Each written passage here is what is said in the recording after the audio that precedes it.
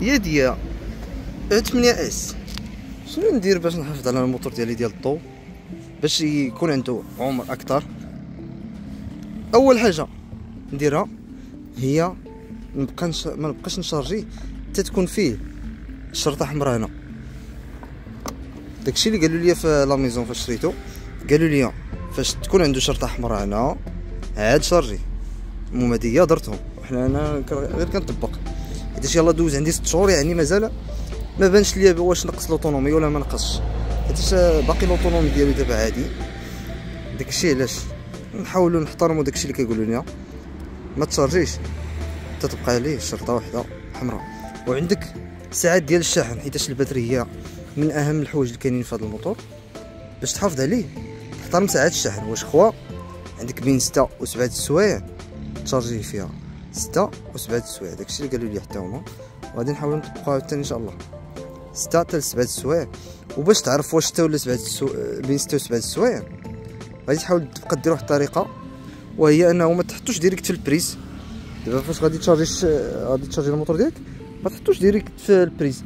شري لي واحد البارتي كتحط على البريز، كتبقى تحدد فيها الساعات. مثلا كتحدد فيها واش 6 السوايع، واش 7 السوايع، واش 8 السوايع.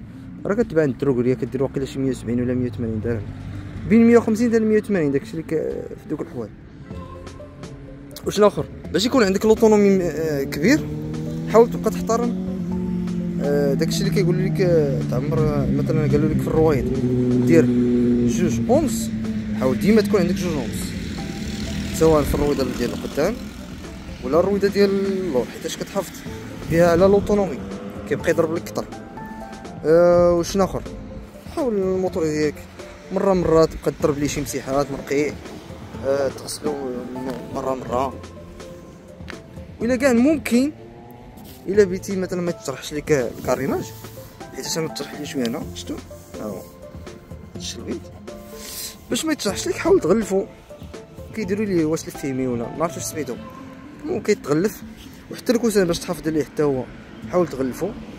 شتي اش داروا ليه مشاش، هادشي غير ديال الخدمه ديال المشاش، باش تحافظ عليه حتى هو غلفو و صافي.